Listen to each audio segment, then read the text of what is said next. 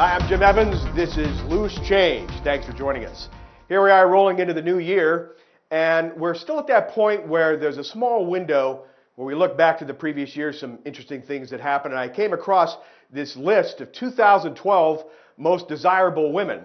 The top three I remember were Jennifer Lawrence, Kate Upton, and Justin Bieber.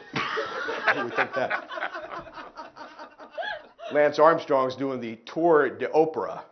You know, now anymore, if you lie, you cheat, you go to Oprah and get it all cleansed off. She's the moral gatekeeper now, it seems. If I were her, I'd get David Petraeus and have him fess up and sell tickets and call it general admission. Why not do that? Can we move the cue cards in a little bit closer? Oh, we don't have cue cards. We're in the thick of the college football recruiting season, and I heard where, for winning the national championship, Alabama coach Nick Saban got a bonus of $200,000. Almost as much as his players got, so he's getting there.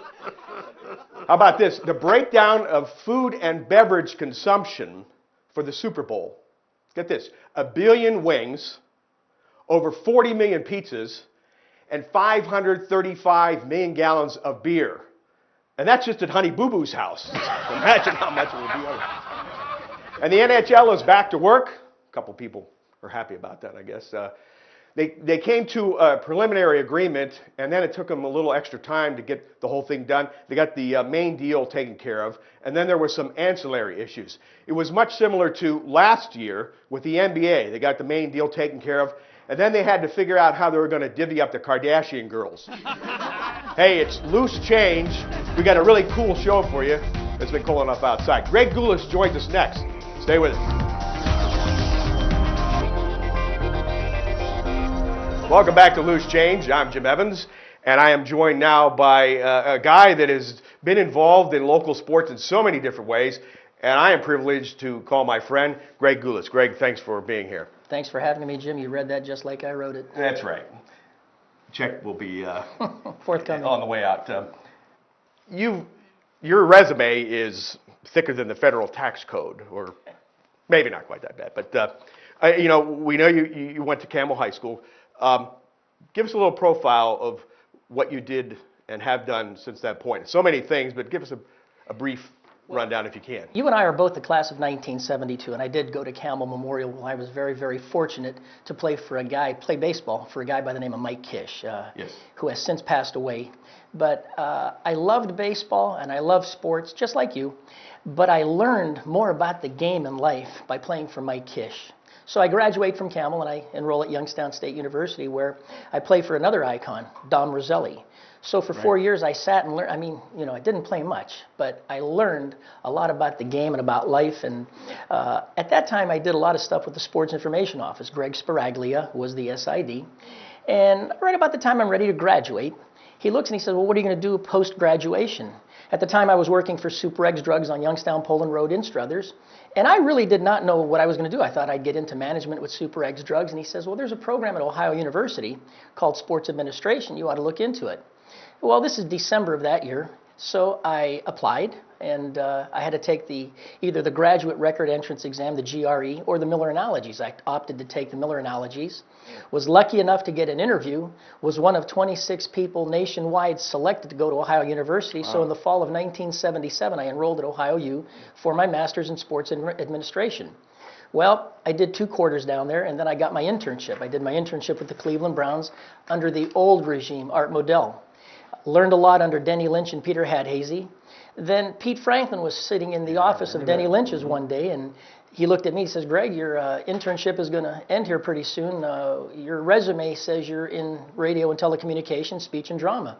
He said, would you be interested in being my producer? And I said, well, I'd be interested. Let's talk. So we talked, and I became Pete Franklin's producer for about 10 months. Still kept my ties with the Browns, but at that time I was doing some stuff with the Indians. I was like a clubhouse guy, polishing shoes, but I got the greatest seat in the house. I was watching the game and eating for free. So when you're not making much money, it's a pretty good consideration. So I needed about 11 more hours to go and get my master's degree. So I quit Pete Franklin, not because I didn't like it, but Pete had gone to the morning show, if you recall that. I was working a split shift with Nev Chandler at night. And I thought, well, 18, 19, 20 hours a day isn't making it. I mean, I need that degree anyway. So I went back to Ohio U, got the 11 hours, and graduated in November of '79. The job, the SID job that I was an assistant as a student with, opened up. I applied for the job, was fortunate enough to get it. And 35 years later, I'm sitting here with you retired, talking about what I did in life. You've also, well, you know what, before I bring the next point up, in all of that, I can't believe you remember Super X. Super X drugs, number OH52. But you have worked as a reporter as well, and you do so right now. So writing has been a big thing for you. It's kind of funny. We'll talk about this in, I guess, the next segment, but I was fortunate enough to write a book on George Shuba. And he asked me one day, he said, how did you know you liked to write? Well, I had a teacher at Camel Memorial, and it was our senior year. It was a literature class. And we had to put our own magazine together, okay? So I know deep down I wrote everything myself. I didn't copy or I didn't plagiarize anybody. Put it together, and he wrote back B-, doubt the originality. So I thought to myself, and back then we just accepted what the teacher gave us. Nobody went to you and said, I want to petition this or petition that. I figured a B- was just as good as anything. So I took the B-, and I thought to myself, well, you could write. When I enrolled at YSU, I wanted to get into speech and drama. My father was an actor at the old Youngstown Playhouse. And I thought to myself, I'd like to get into that. Well, one thing turned into another, and our good friend Boots Bell was my teacher. I really enjoyed broadcasting. But I always liked to write, so I got into the advertising and the public relations stuff. I worked for the Jam Bar. To show you my naivete, okay? I was writing for Bill Sullivan, who was the sports editor at the time. He gave me the intramural beat. And he looked at me and he says, we'll give you a byline. I said, great. I got off the phone. I asked my mother what a byline was. I had no idea what a byline was. But it sounded good. So, and that's how I really got started. The more he gave me to do, the more I liked to write. And I always found, and maybe you did too, the busiest semesters or quarters that we had, we did our best because we had to reallocate our time with our studies and our social life and also the stuff we did on the side. And you and I both go back to the intramural days at YSU. Boards Field playing football. We had some pretty good matchups. We sure did. And we had fun. Absolutely. We absolutely had fun. So I sit back 35 years after, or actually 40 years after graduation from Youngstown State, and I've had a pretty good life. I've got no complaints whatsoever. Tell us and talk about what it's like to be sports information director and what's all involved. Well, you are the spokesperson for athletics, okay? And at the time we had 22 sports. We had fall, winter, and spring sports. If you remember, we were on the quarter system. Now we're on the semesters. So, and we had women's sports and men's sports. And I was responsible for all the statistics, getting in touch with all of the media, giving them all the information for the updates for their game stories. We did all the stats on game day, made sure that we called AP and UPI and gave all the other outlets all the information so that we could get the ink. And believe me, when we didn't get ink in the paper or on the electronic broadcast, we got told about it. And that wasn't very, very often. I always thought, and we had to put the press guides together, which kind of schooled the media on who the players were. The ultimate compliment to an SID is when the media doesn't call you back because you've given them everything that they need. What were the challenges of getting into a job like that for you? I know that you had a little experience prior to that, but there's a whole lot of things you have to maneuver through there. Well, I'm sure you've covered this over the years when you were in both radio and television. Everybody wants to get in there, so it's like you're undercutting everybody. For every guy that wants to work for $10 an hour, there's somebody out there that'll work for $8 an hour, and somebody else who will work for $6 an hour just to get their foot in the door. So there's a lot of people out there. I think the best thing that ever happened to me was going to Ohio U and being one of those 26. And, over 800 people applied. I was one of 26 that got in. And I still look at myself back then and how lucky I was. And if I applied today, I'm not so sure I might be considered. I don't know. That's how competitive it is. The challenge is the competitiveness, being in the right place at the right time. You're not kidding. You mentioned several internships you did. Talk about the importance of that for how important it was for you and for young people in any endeavor today. The Ohio University Sports Administration program has graduates all over the world, not just in America, all over the world, okay? And it's like Denny Liebert said it best, our good friend Denny. He was interviewing Eldon Miller, and this is back when Eldon was at Western Michigan. He told him that I'm from the Ohio University journalism or broadcast school. He said, you guys are everywhere. Ohio University is #1 in the nation in sports administration. There are other programs that have cropped up over the years, but they remain #1. So the internship, they always stress with us, pick something that you like. Hopefully when you interview, they'll like you as much as you want that position. But the contacts that I made along the way, when I did that, I went to 3WE Radio after I did my stuff with the Browns. When I got to 3WE, I walked off with Pete Franklin as a person that would give me a reference. But I also worked hand in hand with Joe Tate. And Joe Tate, doing his scores on game night when he was with the Cavs at the old Coliseum, I learned a lot, and I learned about preparation more than anything. So the people and the contacts that I made along the way were, priceless. Yeah.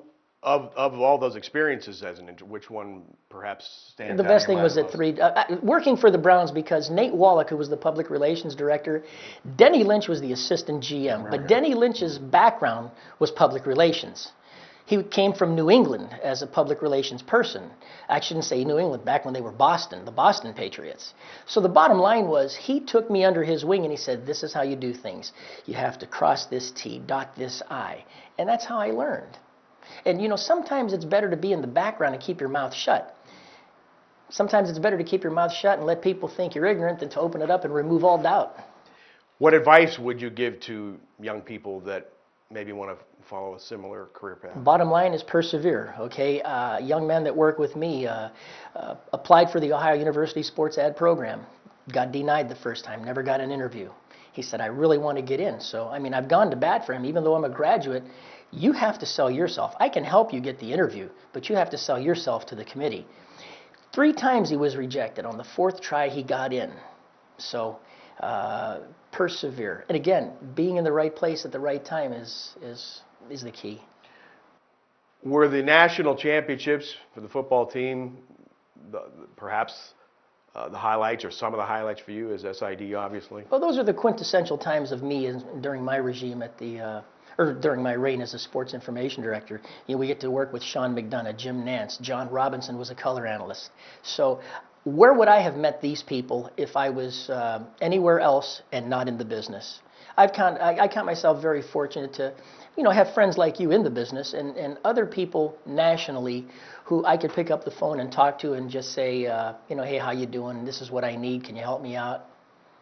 Is there a particular story that still sticks out of your mind as your experience as an SID that maybe was humorous, or just you think back and think, boy, that was really great. I had a chance to do that. Well, I was asked by Sean McDonough, will Jim Tressel leave and take the Cincinnati job when it opened up? And I can't remember if it was after the 2nd or the 3rd national championship game, but this is prior to the game.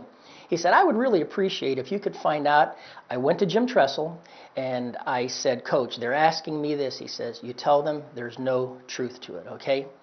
So I went back and they said, are you sure? So I called Cincinnati, their SID, and I won't give his name away, but I said, just tell me that Jim Tressel is not the person. He says, well, I can't tell you that. Well, it kind of agitated me a little bit, because I thought we could share information. Yeah. It's our national championship game there. All they wanted to do was confirm or deny if he was heading there. Well, I made a phone call to the head basketball coach. I said, Coach, and we had been friends since his days at Akron. It was Bob Huggins. Oh, yeah. And I said, Coach, who are they going to hire? He said, Rick Minter of Notre Dame. So I called the SID back and I said, by the way, you guys are hiring Rick Minter. He says, where'd you hear that? And I didn't tell him. And then I went to Sean McDonough and told him, I said, here's the guy. It's Rick Minter. So they were not only just interested in Tressel not going there. Yeah. They kind of wanted to know who it was. So we scooped everybody before their press conference. Nice.